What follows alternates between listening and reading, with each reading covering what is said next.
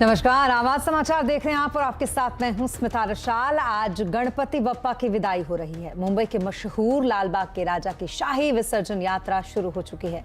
बप्पा अगले बरस तू जल्दी आना की कामना के साथ पूरे ढोल नगाड़ों से गणपति को विदाई दी जा रही है। आपको मेगा कवरेज दिखाएंगे, लेकिन इससे पहले इस वक्त की हेडलाइंस पे नजर डालते हैं।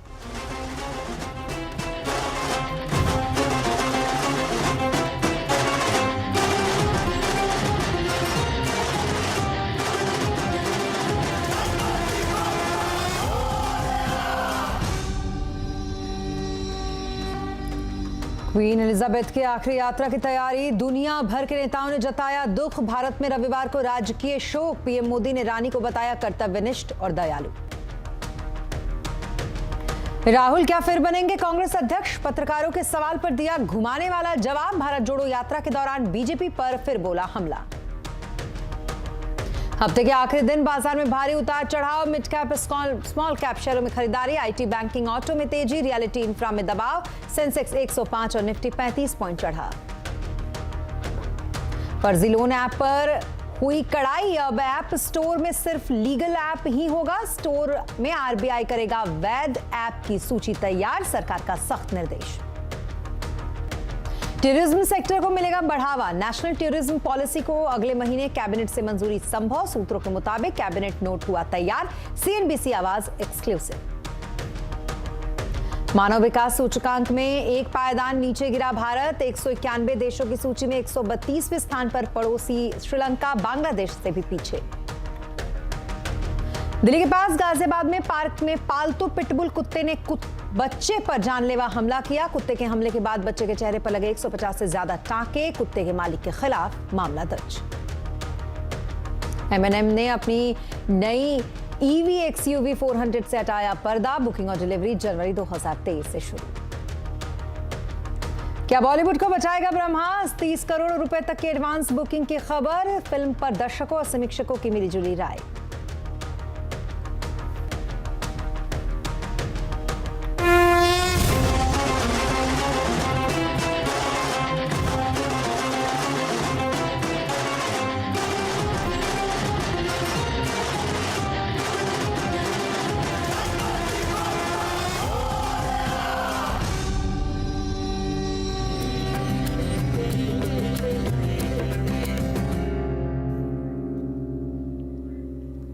और आज पूरे देश में बप्पा की विदाई दी जा रही है। आज राजा 11 दिनों के बाद लालबाग के राजा को यहां पर मुंबई कर भरे दिलों से और नम आंखों से अलविदा कह रहे हैं।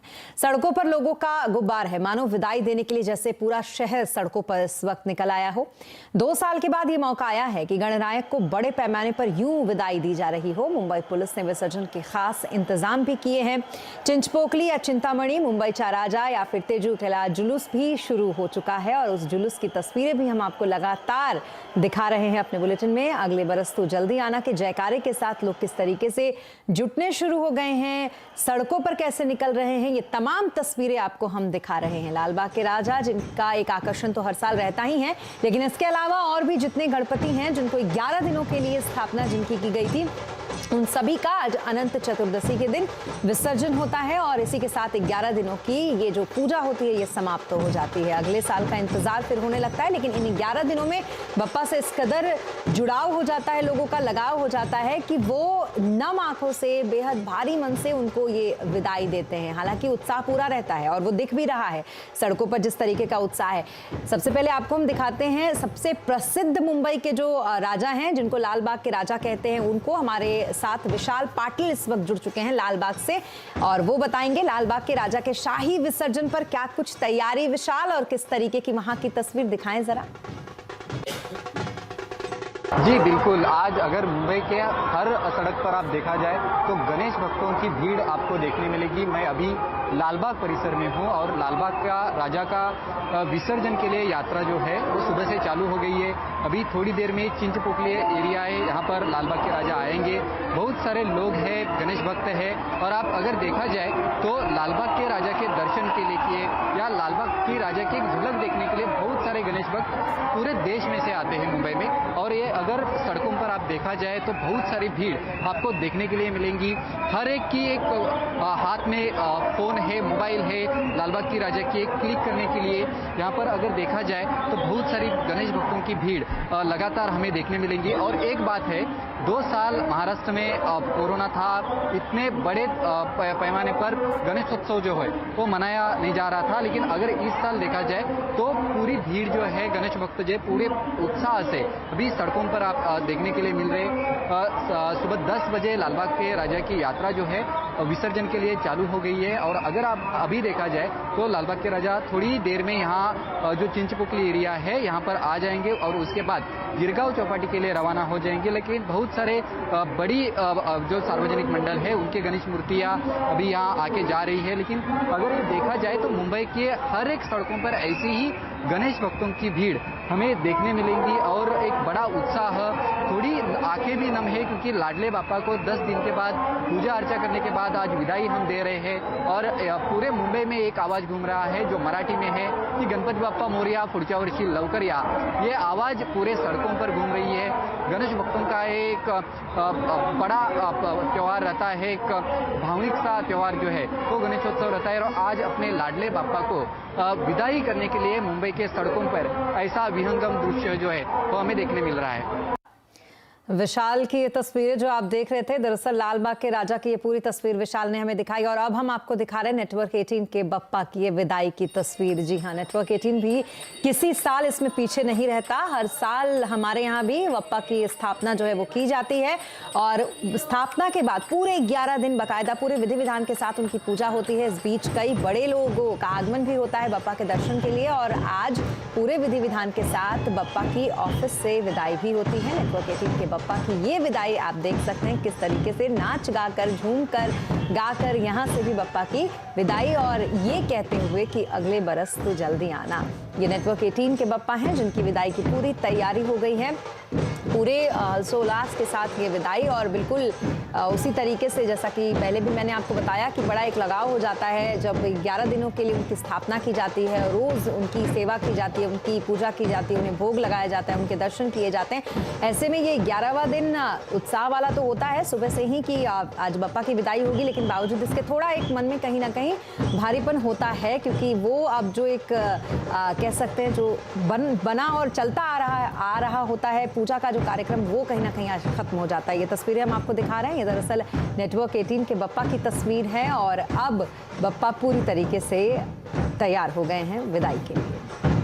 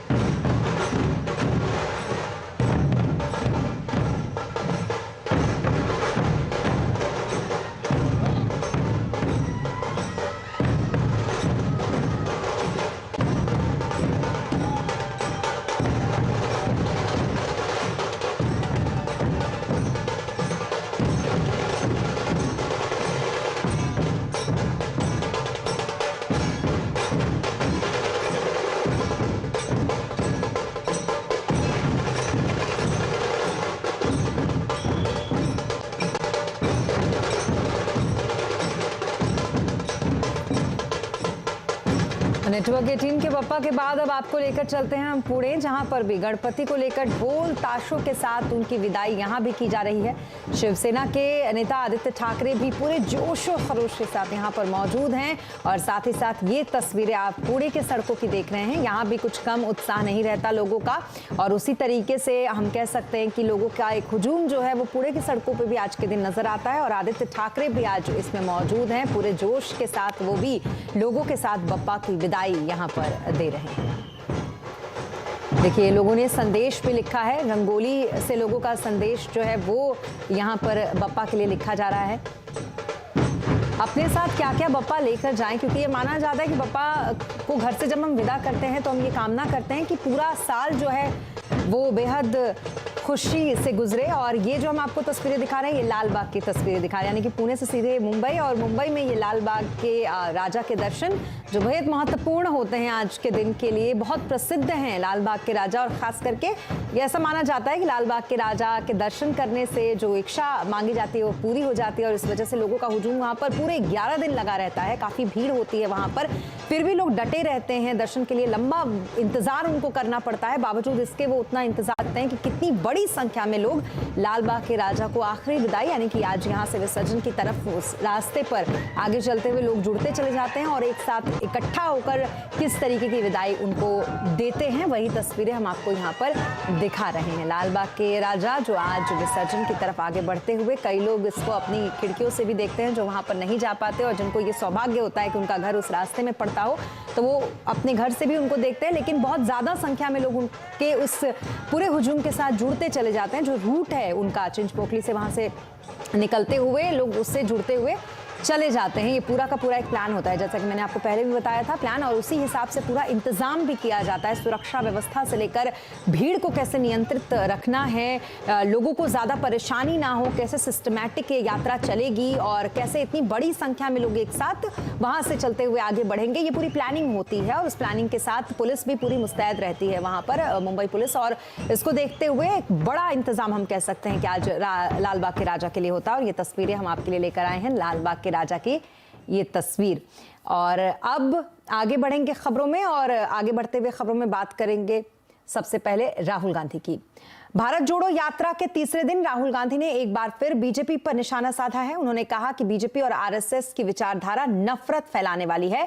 कांग्रेस की यात्रा इसी विचारधारा के खिलाफ है। कांग्रेस ने कहा कि राहुल ने यह भी कहा कि वो कांग्रेस का सदस्य होने के नाते इस यात्रा में शामिल हुए हैं। ये यात्रा भारत को जोड़ने के लिए है, अगर इसका फायदा कांग्रेस को भी होता है तो ठीक है। जब राहुल गांधी से कांग्रेस अध्यक्ष पद के चुनाव को लेकर सवाल किया गया तो उन्होंने कहा कि वो चुनाव लड़ेंगे या नहीं, ये जल्द ही पता चल जाएगा। पदयात्रा का लक्ष्य जनता से जुड़ने का है, और जो नुकसान आरएसएस बीजेपी ने देश का किया है, जो नफरत फैलाई है, उसको काउंटर करने का है। अब यात्रा से कांग्रेस पार्टी का फायदा हुआ तो वो अच्छा है। और देश भर में इस वक्त विपक्षी एकता की चर्चा हो रही है। विपक्षी नेताओं में मुलाकात का दौर भी चल रहा है। ममता बनर्जी कह रही हैं कि 2024 में खेला हो बे। आज आवाज अड्डा में इसी पर करेंगे बड़ी चर्चा, शाम 7:57 पर। और अब बात मार्केट की करेंगे। कारोबारी हफ्ते के आखिरी दिन बाजार में उतार चढ़ाव रहा। सेंसेक्स 105 पॉइंट चढ़कर 59,793 पर, और निफ्टी 35 पॉइंट चढ़कर 17,833 पर बंद हुआ। मिड कैप स्मॉल कैप शेयरों में खरीदारी रही। सबसे ज्यादा तेजी आईटी, बैंकिंग, ऑटो शेयरों में देखने को मिली। मेटल, एफएमसीजी इंडेक्स बढ़त पर बंद हुआ, तो वहीं रियलिटी, इंफ्रा, एनर्जी शेयर आज दबाव में रहे। और बात अब यूएनडीपी की मानव विकास सूचकांक रिपोर्ट की, जिसमें भारत एक बार फिर एक अंक नीचे फिसल गया है। 2021 की रिपोर्ट के अनुसार 191 देशों में भारत की रैंकिंग 132वें पायदान पर रही है। पिछले साल की रिपोर्ट में भारत 131वें नंबर पर था। इस बार की रिपोर्ट में भारत इकलौता देश नहीं है जिसने सूचकांक में गिरावट पाई हो, बल्कि ये गिरावट वैश्विक स्तर पर देखी गई। 32 वर्षों में पहली बार दुनिया भर में मानव विकास में ठहराव देखा गया। ये इंडेक्स किसी भी देश की लाइफ एक्सपेक्टेंसी, एजुकेशन लेवल और स्टैंडर्ड्स ऑफ लिविंग को देखकर बनाया जाता है। पड़ोसी देशों में श्रीलंका 73, चीन 79, बांग्लादेश 129 और पाकिस्तान 161 नंबर पर है। चोटी के देश में सबसे ऊपर स्विट्जरलैंड, उसके बाद नॉर्वे, तीसरे नंबर पर आइसलैंड का नाम इसमें शामिल है। और दिल्ली के पास गाजियाबाद में एक पालतू पिटबुल ने एक बच्चे पर हमला कर दिया। कुत्ते के हमले के बाद बच्चा इस कदर जख्मी हो गया कि उसके चेहरे पर 150 से ज्यादा टांके लगाने पड़े। बच्चे की हालत नाजुक बताई जा रही है। बच्चे के परिवार ने पुलिस में शिकायत इसको लेकर दर्ज कराई। कुत्ते के मालिक के खिलाफ मामला पुलिस ने दर्ज भी कर लिया है। नगर निगम के कुत्ते के मालिक पर 5,000 का चालान भी किया है। इससे पहले गाजियाबाद के ही राजनगर एक्सटेंशन में ऐसी एक और घटना सामने आई थी, जहां लिफ्ट में एक महिला की मौजूदगी में पालतू कुत्ते ने एक बच्चे को काट लिया और महिला देखती रही। इस घटना में एफआईआर भी दर्ज हुई थी।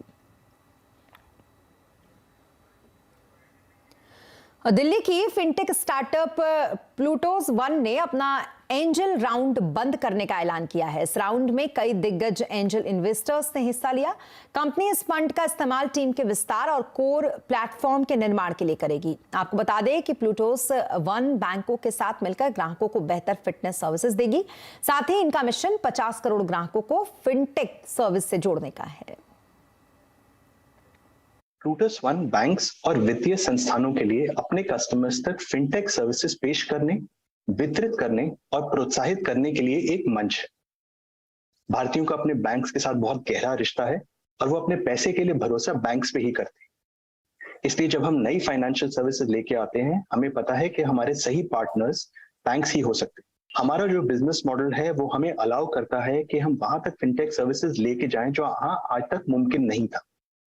हमारा लक्ष्य है कि हम 50 करोड़ नए भारतीयों को फिनटेक सर्विसेज से कनेक्ट कर सकें। और ब्रेक के बाद एक बार फिर आपका स्वागत है। दुनिया भर के नेताओं और प्रतिष्ठित हस्तियों ने ब्रिटेन की दिग्वंत महारानी एलिजाबेथ द्वितीय के निधन पर शोक व्यक्त किया। उन्होंने महारानी को उनकी कर्तव्यनिष्ठता, बदलते समय और परिस्थिति के साथ खुद को ढलने की काबिलियत के साथ साथ उनके दया भाव और सेंस ऑफ ह्यूमर को भी याद किया। भारत में भी एक दिन का राजकीय शोक रविवार को रखा गया है। प्रधानमंत्री नरेंद्र मोदी ने अपनी ब्रिटेन की 2 यात्राओं के दौरान महारानी के साथ हुई यादगार मुलाकात का जिक्र किया। नरेंद्र मोदी ने ट्वीट करके कहा कि वो उनकी गर्मजोशी और मेहरबानी को कभी नहीं भूल पाएंगी। मोदी ने लिखा कि एक मुलाकात के दौरान रानी ने उन्हें वो रुमाल दिखाया जो महात्मा गांधी ने उन्हें उनकी शादी पर तोहफे के रूप में दिया था। वो हमेशा उनके बारे में भाव को सजोकर रखेंगे। एलिजाबेथ सबसे लंबे समय तक अब तक रानी रही हैं।